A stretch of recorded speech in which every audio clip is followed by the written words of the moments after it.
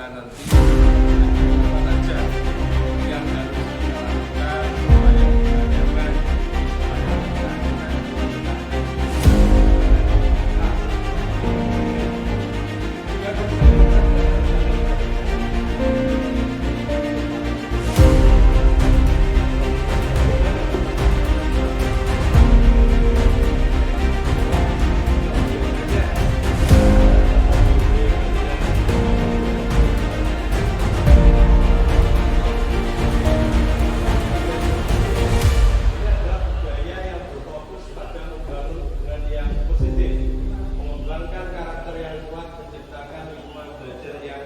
aman, jadi ini adalah membangun hubungan yang positif.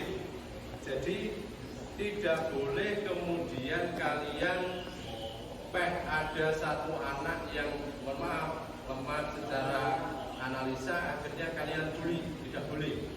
Maka kalau ada teman-teman kalian seperti ini harus kalian support. Bagaimana dia punya semangat, bagaimana dia termotivasi untuk belajar di pelajaran kita, sehingga nanti akan tercipta suasana yang nyaman di dalam kelas kita. Kemudian didasarkan pada keyakinan bahwa semua peserta didik mampu belajar dan berkembang. Jadi orang ceritane temenmu itu yang bodoh tidak ada. Ya, yang ada adalah temenmu belum memahami materi yang sudah diajarkan atau mau kita praktekkan. Karena itu harus bersama-sama. Jadi nanti kalau dia tidak paham, silahkan bertanya kepada temannya dan temannya harus kasih tahu, tidak boleh kemudian egois, aku iso, kemudian temanku wis ngono-ngono, tidak boleh. Kemudian mengapa budaya positif ini penting? Ini karena untuk meningkatkan hasil pembelajaran tadi. Jadi lek kowe oleh nilai 85, iso kancamu juga 85. Jangan kemudian penting aku oleh 90, kancaku oleh KKM 75 selesai. Jangan, itu namanya egois, tidak boleh. Kemudian budaya positif dapat membantu peserta didik mengembangkan keterampilan sosial emosi yang tinggi. Jadi bagaimana kalian berinteraksi dengan teman kalian, bersosialisasi, saling membutuhkan itu yang kita pelajari bersama. Contoh kecil adalah ketika istirahat, enek koncomu makan bareng, ya makan bareng, kemudian buka bareng. Lek koncomu ora nggo lawuh ya kayak ono lawuh. Jangan kemudian ya sudah dia makan nasi putih tok, kasihan. Inilah interaksi sosial yang baik. Kemudian dapat menciptakan lingkungan belajar yang lebih aman dan sportif. Kita punya aturan bagaimana sebuah job harus bisa terselesaikan. Nah, orang selesai bagaimana? Itu akan menjadi tanggung jawab kelompoknya, kan seperti itu. Masuk kelas ketika tidak masuk bengkel ketika tidak pakai wearpan, apa konsekuensi yang harus dilakukan? Maka dia harus apa? Lepas baju. Berarti itu adalah rule atau aturan yang kita pakai. Jadi sehingga ketika praktek kita akan nyaman, ya akan nyaman. Tidak nyaman siapa? Yang tidak nyaman yang tidak pakai wearpan, tapi sudah ada konsekuensi yang kita sepakati bersama. Kemudian dapat meningkatkan motivasi dan keterlibatan peserta didik. Motivasi yang bagaimana, keterlibatan yang bagaimana. Jadi ketika kita praktek, instalasi sederhana misal, jika kalian nggak bisa, maka kalian tanya temennya. Ada keterlibatan teman kalian untuk membantu kalian. Orang iso piye teman kalian bentok, tanya ke saya, baru nanti akan kita ajarkan. Kayak kemarin saya kasih siapa yang selesai duluan maka dia menjadi PIC, istilahnya supervisor untuk ngetes temennya. Ini adalah sebuah motivasi bagi mereka yang bisa menyelesaikan dengan cepat. Akan ada sebuah reward, entah itu dalam nilai ataupun kepercayaan yang lain. Karena itu ini nanti semua harus punya motivasi sehingga cepat-cepat bisa menyelesaikan dan cepat terselesaikan. Ribetnya apa?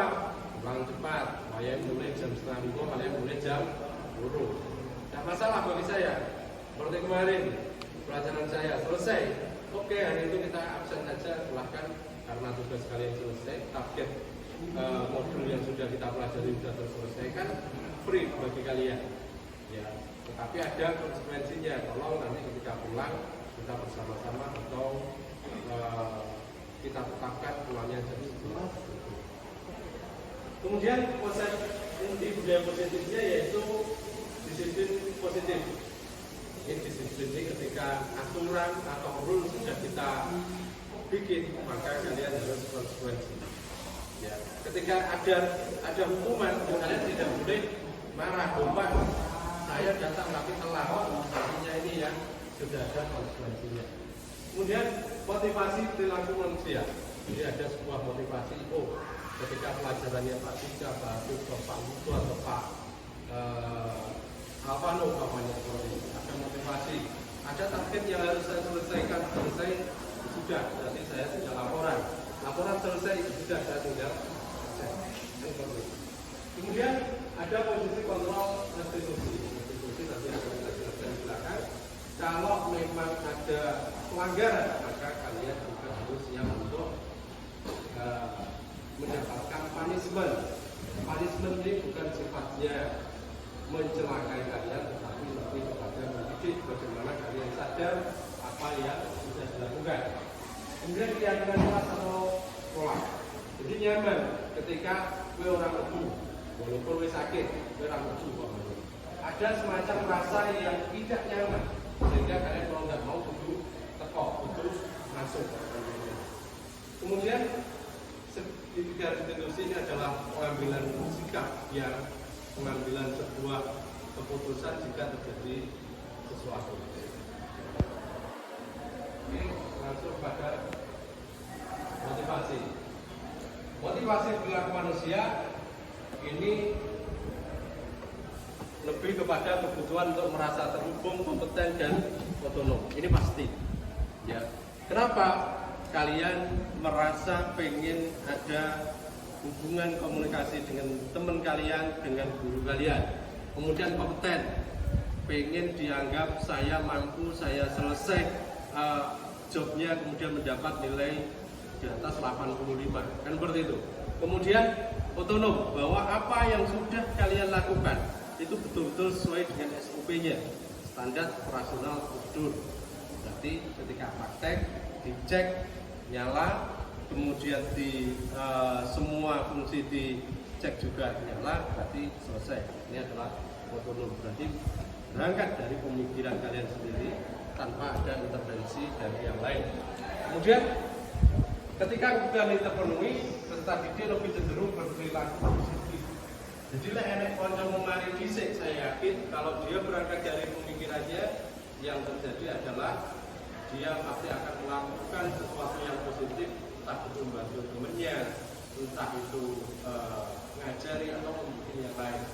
Tapi berbeda kalau pekerjaan dia itu celometan, pekerjaan dia itu hanya di kompon atau konco desa, kelompok, tolong ambilkan ini, tolong seprotkan ini, tolong pasangkan ini. Yang terjadi ketika selesai, koncomu dibuli konco ini, ayo, aku semari, tunggu, dan seterusnya. Itu pernah terjadi.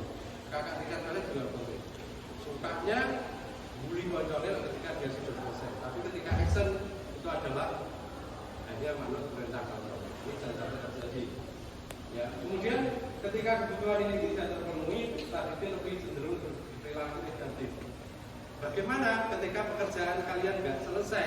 Yang terjadi adalah rasa kecewa dalam hati, kalian minder, besoknya ketika mau praktek juga tidak nyaman, males tepok dan lain sebagainya. Dan ini bukan yang kita inginkan. Ketika tidak bisa, maka ada sesuatu yang bisa kalian lakukan, yaitu kalian bisa menanyakan kepada gurunya, ataukah kalian langsung kepada gurunya. Ya, bagaimana tetap belum memahami? Silahkan itu dibuka kembali di rumah. Tidak ada guru kalian yang kemudian kalau hari itu sudah melakukan praktek kemudian nggak jalan, kalian divonis nggak bisa nilainya kemudian menjadi nilai yang dibawakan. Ini posisi kontrol restitusi. Ya. Cara untuk membantu peserta didik mengambil alih perilaku mereka dan buat pilihan yang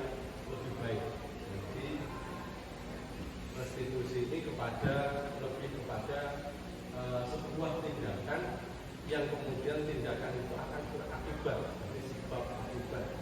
Contoh, ketika pelajaran nggak ngomong sama bapak ibu gurunya, tiba-tiba kalian lari ke kantin atau lari ke situ, kemudian dilalah, dulu raro, ya, nih kalian kecekel sama tiket, dilalah pas rokok yang terjadi apa? Sendiri ini jauh. Ini satu yang kedua adalah akan ada dampak yang panjang oleh karena itu. Jadi ketika terjadi ini melibatkan 3 langkah: identifikasi masalah, menemukan solusi, melaksanakan solusi. Ya. Ini sedikit garis solusi. Ya. Ketika menstabilkan identitas, ini adalah untuk membantu peserta melihat diri mereka. Ketika terjadi kesalahan, ketika terjadi pelanggaran, apa yang kemudian dilakukan oleh Bapak Ibu guru kalian, maka akan ada identifikasi terlebih dahulu. Awakmu lari ke kantin, yang saya contohkan tadi, itu sudah izin apa belum? Pasti akan ditanya. Oh, ternyata belum. Oke. Yang salah adalah di sini adalah siswa. Tetapi guru juga melakukan kesalahan yang tidak tahu sampai anaknya hilang. Itu kan hilang. Tiba-tiba keluar, mundur akhirnya ketangkap di sana. Kemudian harus ada validasi tindakan salah. Maka akan mengecek kepada anak itu. Apa yang kamu lakukan di sana, kamu rokok atau enggak, dan seterusnya. Tetapi sifatnya adalah bukan untuk mempunisme. Kemudian menanyakan keyakinan. Setelah semua data itu sudah didapatkan oleh guru, maka itu akan dilakukan kesepakatan untuk tidak mengulang kembali. Ya, awakmu boleh menjadi kantin, tetapi dengan syarat dan pertama rokok, kalau 15 menit ya 15 menit, dan seterusnya. Ada sebuah kesepakatan. Itu budaya positif yang perlu kalian perhatikan. Jadi tolong untuk betul-betul kalian tahu, sehingga aturan yang ada di sekolah ini, sehingga apa yang kalian lakukan tidak menciderai atau melanggar aturan yang ada. Terakhir, terima kasih mau untuk mendengarkan, kemudian memperhatikan. Sampai ketemu di depan. Ada pertanyaan tidak? Oh, tidak ada. Kalau tidak ada, nanti materi bisa kalian copy. Terima kasih.